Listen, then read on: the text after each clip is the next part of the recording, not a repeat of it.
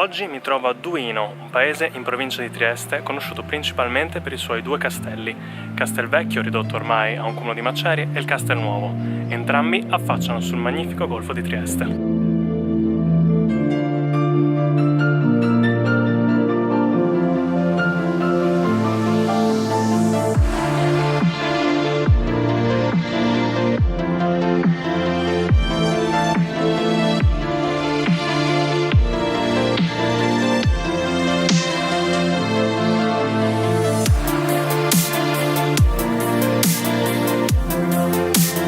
Spero che perdonerete le riprese un po' tremolanti di oggi, ma come potete immaginare nei castelli non si può andare in giro con il cavalletto.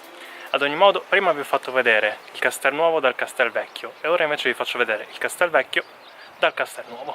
Il biglietto per il castello costa 8 euro e comprende il castello, il giardino, i bunker e tutte le terrazze, tutti i giardini.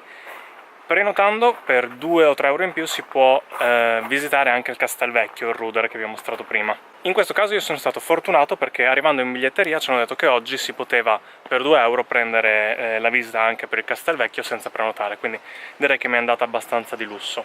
Ora devo ancora entrare all'interno del Castello Vecchio, Castello Nuovo, però i giardini sono molto carini, molto ben curati, ovviamente la visuale è spettacolare perché si vede tutto il golfo di Trieste da Monfalcone, Grado, fino a Trieste, fino alla Slovenia, alla Croazia. Oggi siamo anche fortunati con una bellissima giornata, quindi andiamo a vedere il Castello Nuovo.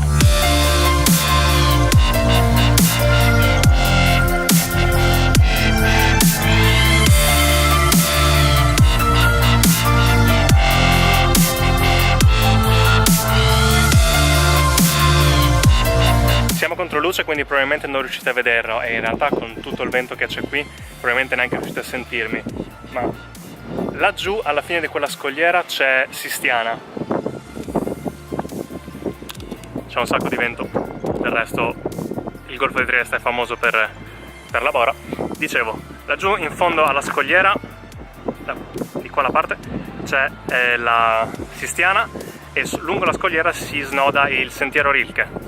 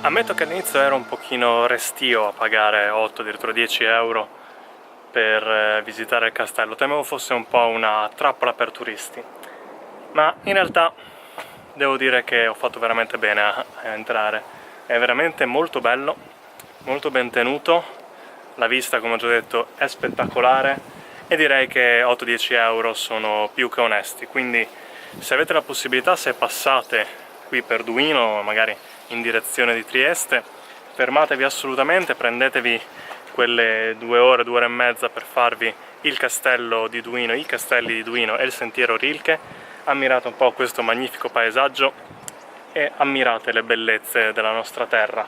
Io da qui, dalla cima della torre del Castello Nuovo di Duino, per oggi vi saluto e vi do appuntamento al prossimo video.